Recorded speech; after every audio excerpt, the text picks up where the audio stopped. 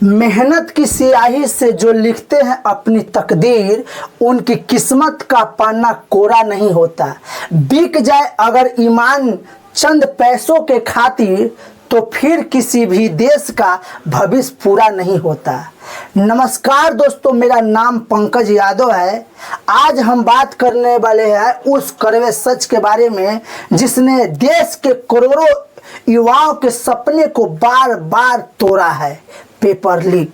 लेकिन इस बार सरकार ने एक ऐसा हथियार लाया है जिसे कहा जा रहा है कि पेपर लीक माफिया के लिए यह काल है, उसके लिए काल बनकर आया है, ऐसा कहा जा रहा है। न्यूज़पेपर से लेकर आम जनता की चर्चा में है। सार्वजनिक परीक्षा संशोधन विधेयक 2026, अनुचित संसाधनों की रोकथाम। संसद से यह बिल तो पास हो गया, पर क्या यह वाकई ग्राउंड लेवल पर नकल और धांधली को रोक पाएगा? यह सवाल हर युवा के मन में है, हर व्यक्ति के मन में है। यह सिर्फ कागजी या फिर यह कागजी शेष बनकर रह जाएगा? आज दोस्तों इसी कानून के बारे में बात करेंगे कि यह जमीन पर कितना असरदार होगा या फिर दूसरे कानून की तरह यह भी कागज में ही सिमट कर रह जाएगा। दोस्तों, समस्या को समझने के लिए सबसे पहले क्रोनोलॉजी को समझते हैं। भारत में पेपर लीक कोई नई बात नहीं है। इतिहास गवाह है कि मध्य प्रदेश का व्यामम घोटाला हो, राजस्थान की रीट परीक्षा हो, या हाल ही के वर्षों में नीट और यूजीसी नेट विवाद, सबकी कहानी एक ही जैसी है। गरीब माँ बाप पेट काट कर बच्चे को कोचिंग भेजते हैं, छात्र रात रात भर जाकर पढ़ाई करता है, लेकिन परीक्षा के ठीक एक दिन पहले कुछ लाख रुपए में पूरा पेपर एक बंद कमरे में सर्वर गैंग के पास बिक जाता है। नतीजा परीक्षा रद्द, छात्र डिप्रेशन में और सालों की मेहनत पर पानी फिर जाता है। अब सवाल उठता है कि जब 2024 में भी विधेयक कानून था, तो 2026 में नए संशोधित कानून लाने की जरूरत क्या पड़ी? जरूरत इसलिए पड़ी क्योंकि पुराने कानून में कमियां थी। माफिया बेल जमानत पर बाहर आ जाते थे और जुर्माना इतना कम था कि वे हंसते हंसते दे देते थे। लेकिन इस नए विधेयक ने गेम के नियम ही बदल दिए हैं। इसके 3 सबसे बड़े और कड़े प्रावधानों को ध्यान से दोस्तों आप सुनिएगा। नियम 1, जेल की अवधि 10 साल तक। अब अगर कोई भी व्यक्ति पेपर लीक करने या नकल गिरोह चलाने का दोषी पाया जाता है, तो सजा को सीधे 5 से 10 साल की सख्त जेल में बदल दिया गया है। यानी अब कोई ढिलाई नहीं।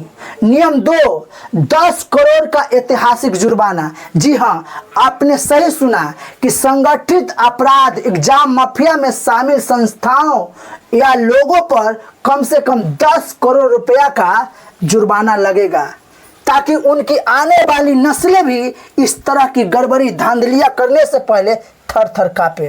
नियम 3, 8 साल के लिए ब्लैक लिस्ट। परीक्षा कराने वाली जो टेक कंपनियां होगी, वेंडर्स होंगे, इसमें किसी के भी दोषी पाए जाने पर 5 करोड़ का जुर्माना तो लगेगा ही लगेगा, साथ में उनको 8 साल के लिए बैन कर दिया जाएगा। दोस्तों, इसे समझने के लिए सुनने में तो बहुत अच्छा लगता है, जब तक ग्राउंड पर नहीं लागू होगा तब तक इसका कोई फायदा नहीं। इतना ही नहीं दोस्तों, इस बिल की सबसे खास बात यह भी है कि टाइम बाउंड एक्शन। अक्सर कोर्ट में केस सालों साल चलते हैं, लेकिन नए नियम के मुताबिक शिकायत मिलते ही 2 महीने के अंदर जांच पूरी करनी होगी। विशेष फास्ट ट्रैक कोर्ट को चार्जशीट के बाद 3 महीने के भीतर अंतिम फैसला सुनाना है। यानी कि अब तारीख पर तारीख वाले खेल खत्म। अब आप सोच रहे होंगे कि पंकज भाई, यह नियम किन परीक्षाओं पर लागू होगा? तो भाई इससे समझ लीजिए, केंद्र सरकार की जितनी भी बड़ी परीक्षाएं हैं, चाहे वो देश के सबसे बड़े डॉक्टर को चुनने वाला नीट हो, इंजीनियर बनाने वाला जेईई हो, सरकारी अफसर चुनने वाला यूपीएससी एसएससी हो, या फिर रेलवे बैंकिंग की परीक्षा, इन सब के दायरे में जो आते हैं, वो सब परीक्षा पर इसका नजर रहेगा, इसका असर पड़ेगा। यहाँ एक और बड़ा सवाल आता है, क्या इस कानून के माध्यम से या यह कानून आम छात्रों को परेशान किया जाएगा? इसके माध्यम से? इसका सीधा जवाब है कि नहीं भाई, ऐसा कुछ नहीं होगा। इस विधेयक को बहुत चालाकी से ड्राफ्ट किया गया है। यह कानून मासूम परीक्षार्थियों को निशाना नहीं बनाता, बल्कि निशाना उन मगरमच्छों को बनाता है जो पीछे बैठकर पर्चे बेचते हैं। वास्तविक कैंडिडेट्स को पुराने परीक्षा नियम के तहत ही देखा जाएगा, इसलिए छात्रों को डरने की कोई ज़रूरत नहीं है। तो दोस्तों, अब हम लोग का निष्कर्ष क्या हो सकता है? कानून कागज पर बेहद शानदार और सख्त है, लेकिन हम सब जानते हैं कि भारत में असली चुनौती कानून बनाना नहीं, बल्कि उसे सच्चाई से लागू करना है जमीन पर। अगर बिना किसी राजनीतिक दबाव के इस कानून को जमीन पर उतारा गया तो यह भारत के एजुकेशन सिस्टम के लिए एक टर्निंग पॉइंट साबित होगा।